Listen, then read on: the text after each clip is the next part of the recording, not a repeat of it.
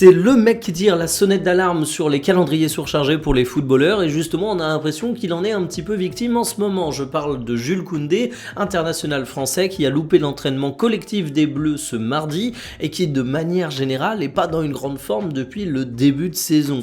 Alors des méformes ça peut arriver à absolument tous les joueurs, mais Jules Koundé il s'est quand même illustré par une prestation pitoyable face à Bruges lors du Classico à Séville. Bref, il a souvent sombré alors qu'il était connu pour sa fiabilité. Dans ce contexte, c'est difficile de ne pas penser à la surcharge de matchs dont il a fait l'objet. La saison passée avec le Barça, il a joué plus de 4000 minutes de jeu, 4423, ça en impressionnera pas certains, mais dites-vous qu'il a manqué 9 matchs pour cause de blessure, donc avoir plus de 4400 minutes alors que tu manques 9 matchs pour blessure, ça veut dire que dès que tu es apte, dès que tu n'es pas blessé, tu vas disputer chaque minute de jeu.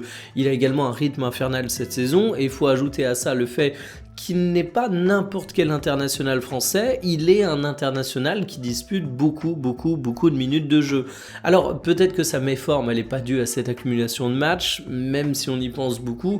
Dans tous les cas, Koundé il a 27 ans, il y a des hauts, il y a des bas dans une carrière, je ne doute pas qu'il redeviendra très rapidement l'excellent latéral droit qu'on apprécie tant en France et du côté du Barça. Reste que pour les Bleus, la question c'est la concurrence, c'est même la possibilité de le faire souffler, sans même parler de concurrence.